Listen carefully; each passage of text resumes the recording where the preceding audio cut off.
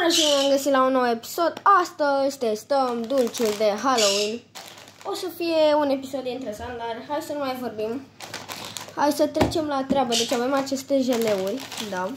Avem niște alune cu wasabi, tot felul de astea. Acadele cu Wednesday, niște snake-uri cu paprika, cu fata asta, nu mai știu cum o chema. Și niște ochi. Ok, hai să testăm. Mai întâi începem cu aceștia. Ok, hai să deschidem. Dacă vă plac seriile astea, să dați și voi un like. Da. Oh, nu știu să deschid. Știu cum am chinuit prima oară și tot nu am deschis, am încercat. Dar hai să vedem.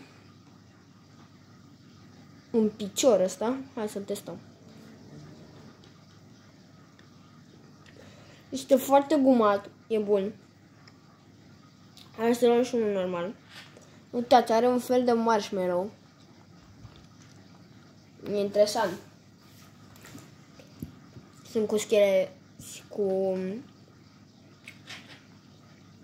cu șoareci, cu dovleci, cu oase, cu așa ceva de genul. Hai să mai gustăm unul. Hai oasele astea.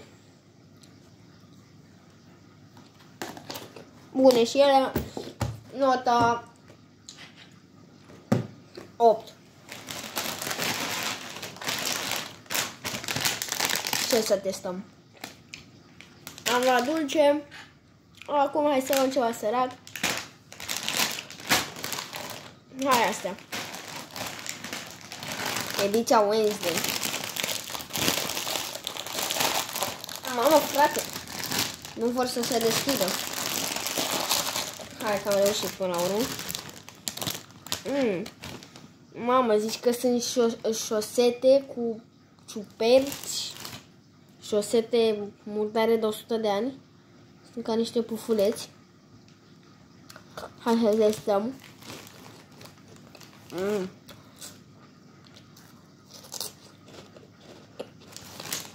Sunt în formă de lilieci.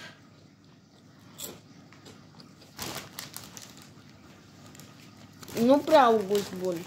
Au un gust de porumb, asta e bun. Nu-mi plac. Nota 5. Sincer. Hai, acum să luăm. Hai să deschidem astea. De fapt, nu prea le deschidem. Sau hai să le deschidem. Pun pauză și revin când reușesc. Am reușit și să le deschid. Imediat să dau mai încolo. Hai să scoatem. Am scos de toate culorile. Imediat. Așa. Opa. Așa. Deci ăsta e cu caramel and apple. Ăsta e cu orange ginger. Adică portocală și, cum se numește, ginger, ghimbir. Și asta e, nu văd ce scrie. Habar n-am, e ceva cu grape, scrie. Ok, nu le testăm că ia ceva până le testăm. Dar am mâncat astea, adică am mâncat asta cu ginger. E bun. Chiar sunt bune astea. Le dau nota 8. Nu, hai 7. Și hai să testăm ochii. Să vedem și cum sunt ăștia. Dacă ai ajuns în punctul ăsta la videoclip, să dai și tu un like, da? Un like. Forțanis. Imediat. Așa, gata. Oh, sunt de fiecare culoare. O să luăm unul verde. Ia uitați cum arată unul. Verde am zis. Hai să luăm verde. Interesant. Imediat să-l deschid. Oh. Mă, e foarte squish așa. Și e tare asta. Ia să testăm.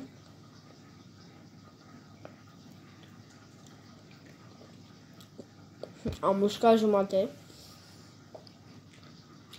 E ceva dulce și acru în același timp în mijloc. Hai să luăm și ultima gură.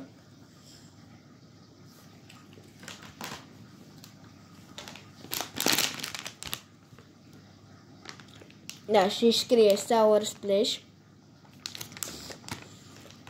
E foarte mică punga, cât cred că costă. Cred că e în jur de 8 lei, așa ceva. Adică să dai 8 lei pe asta e mult. Și ultima, care mi se pare cea mai interesantă, alune cu chili, barbecue, wasabi. Hai să vedem. Imediat.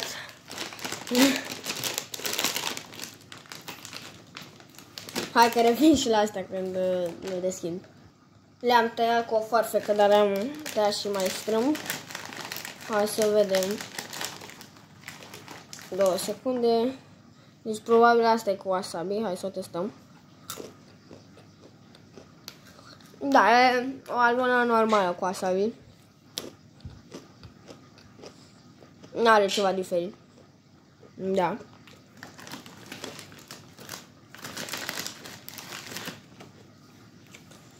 Și cam așa arată în interior. Imediat.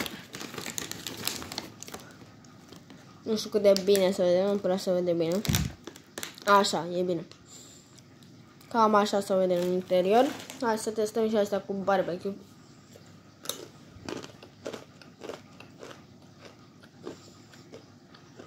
Erau niște alune parcă de bere sau ceva de genul. Se seamănă foarte puțin. Dar nu prea au gust.